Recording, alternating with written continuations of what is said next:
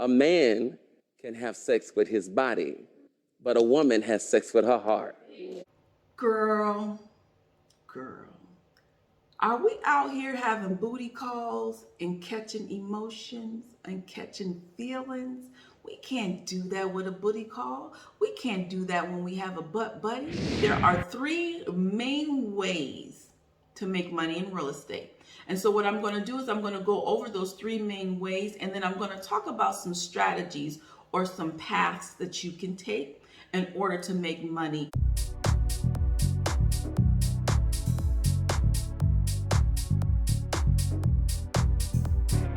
Welcome to another episode of Becoming with Angelina Watkins, and I'm your host, Angelina, your queen of becoming, here to help you become who you need to be so that you can do what you're purposed to do, so you can live the life that you want to live.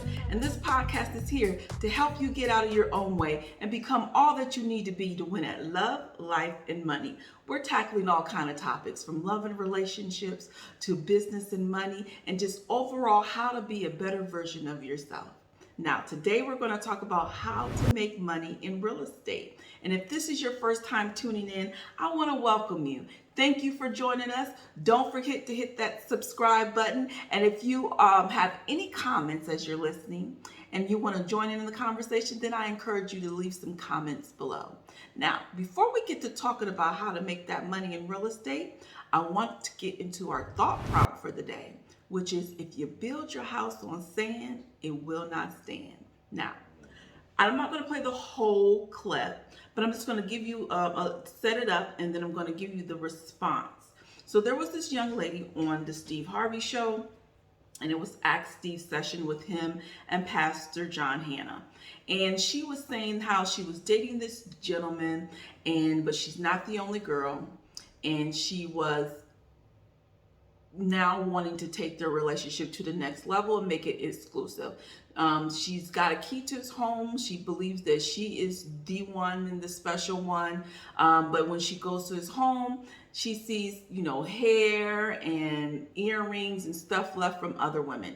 And so now she wants to make this relationship exclusive. She wants him to leave these other women.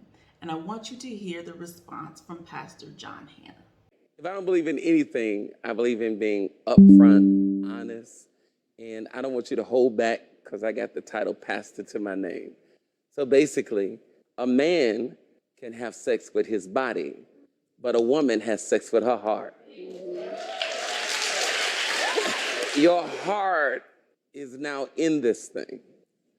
Christ told the parable, he says, a house that is built on sand, it will never stand. So the foundation of this relationship is sand. Now you want to move furniture into a house built on sand, and it's about to crumble. Ooh, yes. So I say to you, the honest conversation is, I know how we started, but this is where I am. So what has to happen is that the foundation has to be destroyed, and a new house has to be built. Girl, are we out here having booty calls and catching emotions and catching feelings? We can't do that with a booty call. We can't do that when we have a butt buddy. Now, I don't even know why we try to have butt buddies, why we try to have friends with benefits. If you let a nigga talk you into friends with benefits, you just as fuck. Because as he said, women catch emotions. Come on now. It's not going to work. I've seen it with my own eyes, how we want to have these friends with benefits. We want to have these booty calls, and we want to say that he's just a booty call, but we catching feelings. You can't do it, ladies. You're setting yourself up for failure, because as you get into this relationship and you begin to feel like you're the only one, she's feeling like, I'm the one, I'm the special one. You're not the only one, you're not the special one if he's got these other ladies. Just because you got a key to the home doesn't mean anything, because what happened is that you started the relationship out with an understanding that you were not the only woman and that it was going to be okay for him to have other ladies. And now you want to change the game. Now you want to change the contract. and can't be done without a conversation, without agreement.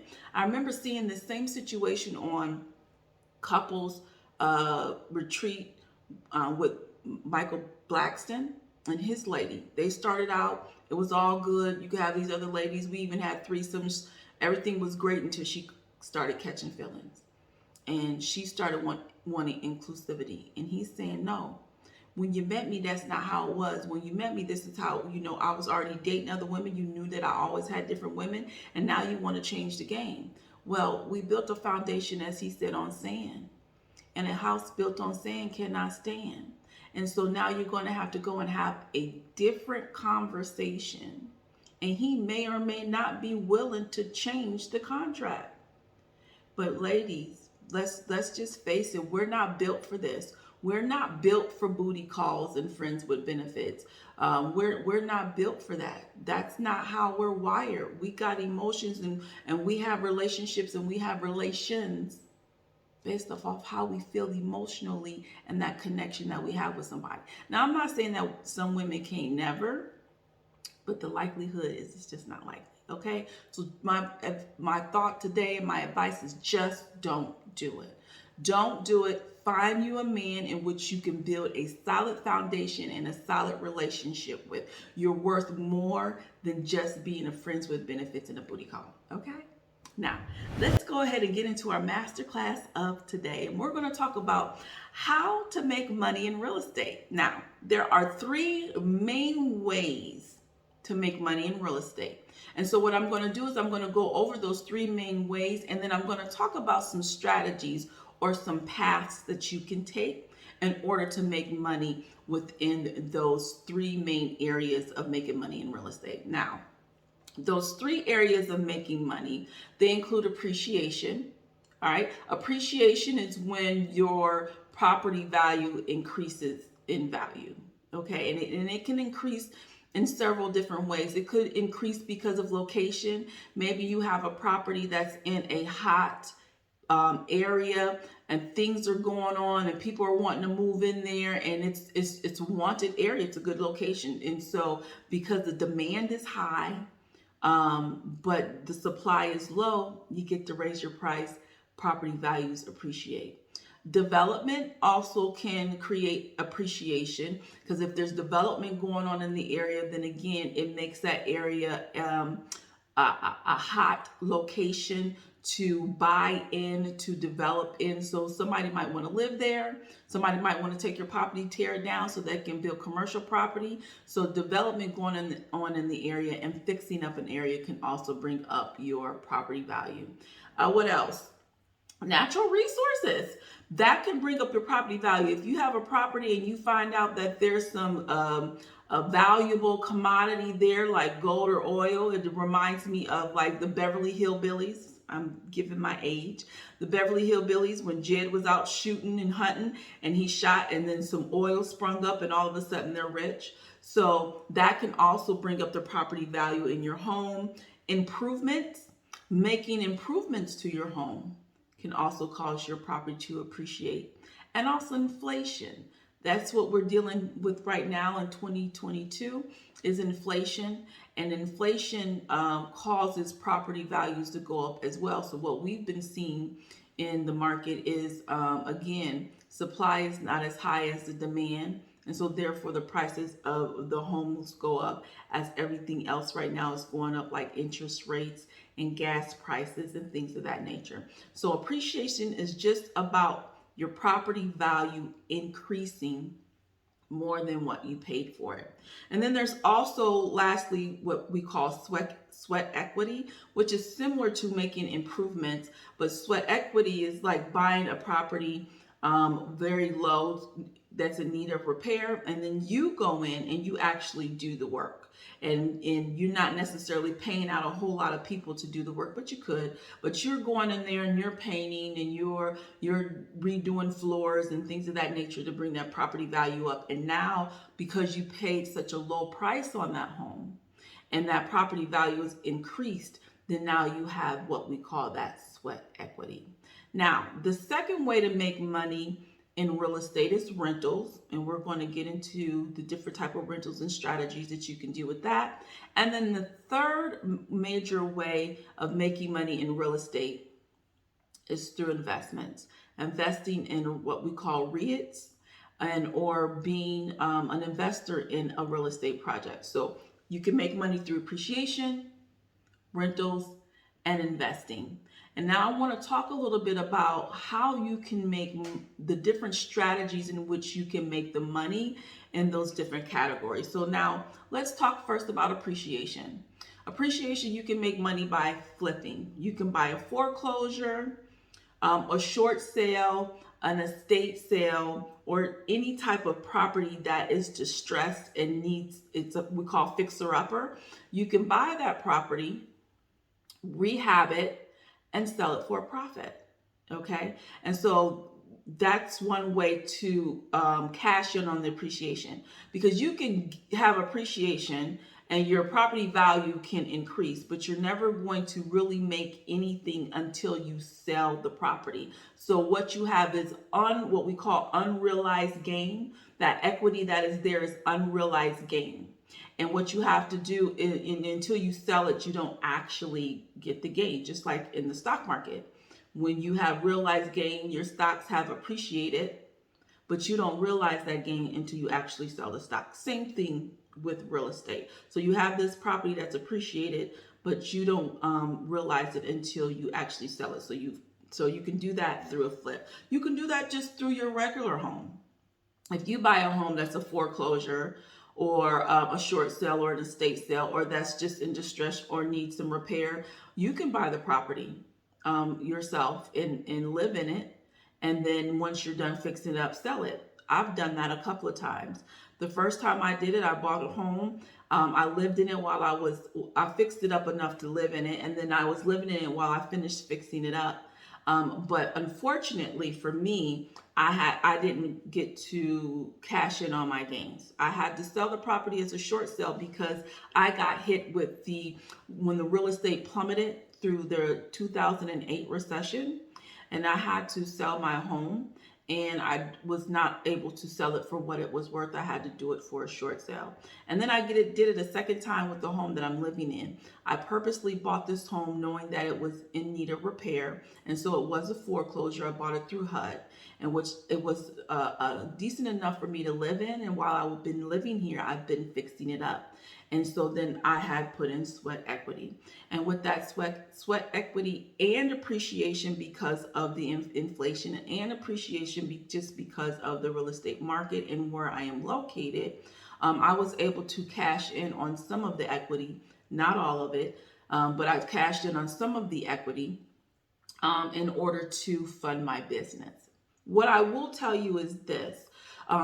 You can always pull some of your money out of your property through a refi when you have that equity, but I would always recommend that you stay under the 80%. Always leave yourself some wiggle room, that if you had to sell the property, that you could still walk away with profits after paying a real estate agent and closing fees and things of that nature. You never want to take out all of your equity and not leave yourself with any playroom. I think that's a little too risky, and that's just after going through what I went through in the recession in 2008. That's just not a risk I'm willing to take. I'll take a risk, but to me, that's too big of a risk. So my advice would be to be careful in taking out 100% of a loan on 100% of what you own the home. Leave yourself some wiggle room to be able to sell the property. Now, what the other ways to make money with your appreciation, which this is not really appreciation, but it's wholesaling.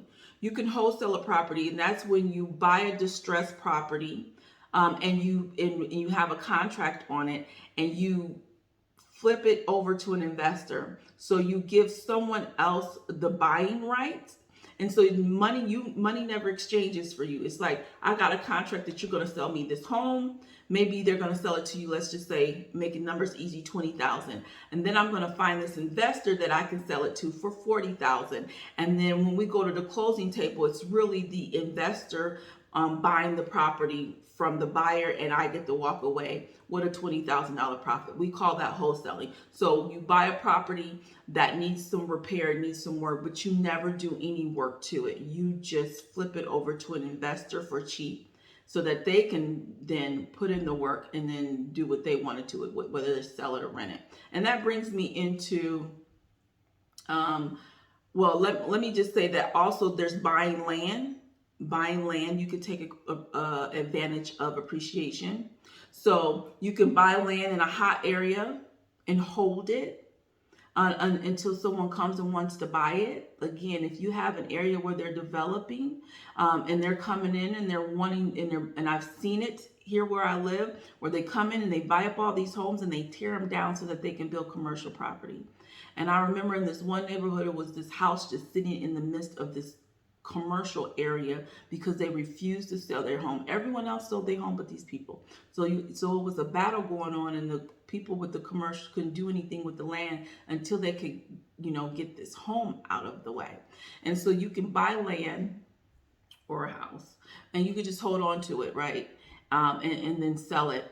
Then you could also buy land, and you can, if you buy a lot of land, you can split it up into lots and build houses on those lots and then sell the homes.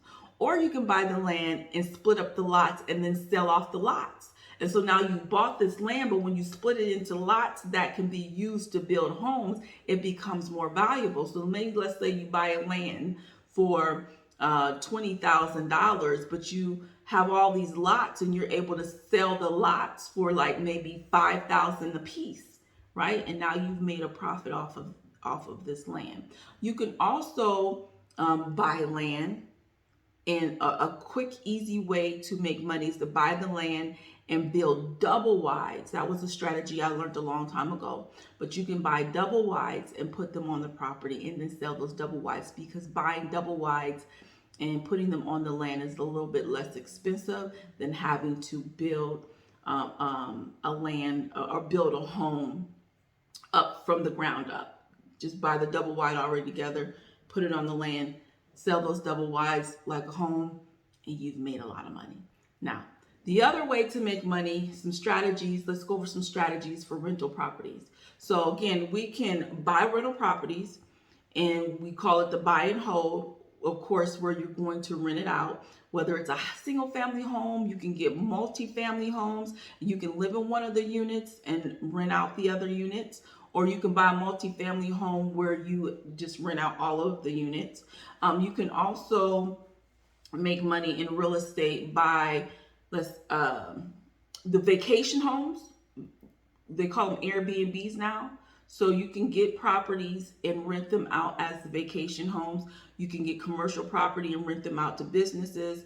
And then again, with the buying of the land, you can buy land.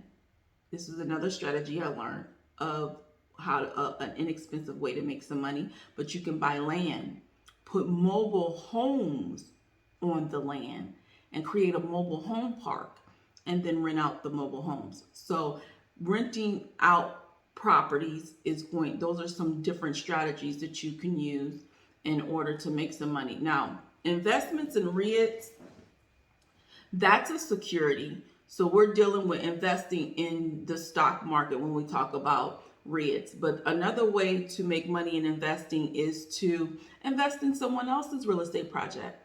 You be the lender. You give them money to be able to do the project, and then they do all of the work, and then you'll get part of the profit. So you can just invest in it, or you can be the lender as far as like a seller mortgage. When you sell a property and that maybe that person doesn't necessarily qualify for a loan, you can do a seller mortgage in which that you give them an opportunity, and you have to report it, of course, giving them an opportunity to build up their credit, right? But they're going to pay the mortgage to you. Now, to any buyers, I would not recommend that you do any type of seller mortgage when they have a mortgage. I don't even know that they can do a seller mortgage if they own the home. I think there's a way that they can, but if you do a seller mortgage, it has to be recorded down at the courthouse so that you don't lose rights. But if they have a mortgage on there and they don't pay it and it gets foreclosed on, you're out, and you'll lose out, and you'll lose the home. So you want to make sure that when you get into a seller lender deal, that they do not have any liens on the property when you enter into that contract. All right. So those are just some different strategies in which you can implement and make money off of real estate. Now, there, of course, are some additional ways to make money. One of them is being an agent broker.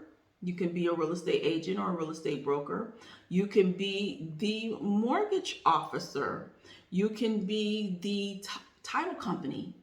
I don't know if you could ever, if people ever thought about that, but you can open up your own title company and be the one who does all the research in the closing documents for closings and the title. You can do property management. So you can open up a property management company and run the rental properties for landlords. So that's another way. And one last other way that you can also make money on real estate is tax liens. So if you can go down just like any other foreclosure. Sometimes people don't pay their real estate taxes, and so the city will foreclose on the property, or they'll have the tax lien and they'll auction it off, and you can go down there and buy tax liens. And what happens is, when you buy tax liens, if that person pays the taxes, then you would get that money. Or if the property gets foreclosed on and it gets auctioned off or what have you, then to pay off that, the lien has to be paid off basically before it can exchange hands. And so then you would make money that way in tax liens. Let's get into our Q&A for today. I'm taking some more advice on social media. And this advice says, get the people in your immediate family to save collectively. If 10 people save $500 a month, that's $60K every year. You could buy 3 starter homes every year, and in 4 years, all 10 of you are homeowners. Buy on the same block or neighborhood if you can. This way you control the value of the homes. Remember, monopoly. So the question is, should you go in with family members to buy real estate? I would say yes. If your family gets along enough and trusts each other enough to do so. It's called collectivism. And there's a lot of cultures that believe in coming together as a family and putting their monies together to start businesses and to buy homes. Okay, I'm not going to name some. But if we look around, there's a lot of cultures that come over to America. And they come over as a family, and they all are in this one home, and they're building businesses together, and they're putting their monies together so each of them can get a home. And I've even seen where some families have come together to buy homes. So as long as the family gets along, they trust each other, they can work together, they can create win-wins so that it works out for everyone, I say, hey, why not do it? Why not do it? Now, this advice here was just a scenario. You can do it all kind of ways. It sounds to me like in this advice, they were saying maybe get a starter home. And if I do the math, the starter home would have been around $100,000. I don't know where you can get a starter home for that much anymore, but okay, $100,000. Because at $60,000 a year, ideally, okay, you want to put 20% down. Okay, you want to put 20% down to avoid PMI, and it also does help lower your interest rates when you put 20% down. So 20,000, because he said 3 homes a year, 20,000 is 20% of 100,000. So you're putting down 20%, and you're buying the 3 homes, but that's fine and dandy. What's the rest of the family doing? Are y'all moving in together and still stacking the cash, or is all the other 7 people still living in a different home or an apartment or what have you? So I would say do it, but let's come together. Let's live in the house together and start saving the money, and we can not only buy the homes, but if we keep putting our money together, we can pay off the homes. And all of y'all can live in debt-free homes. How about that? Play it smart. Move in together and stack your cash together. All right? Now, where you are is not where you have to be. Your past does not define you.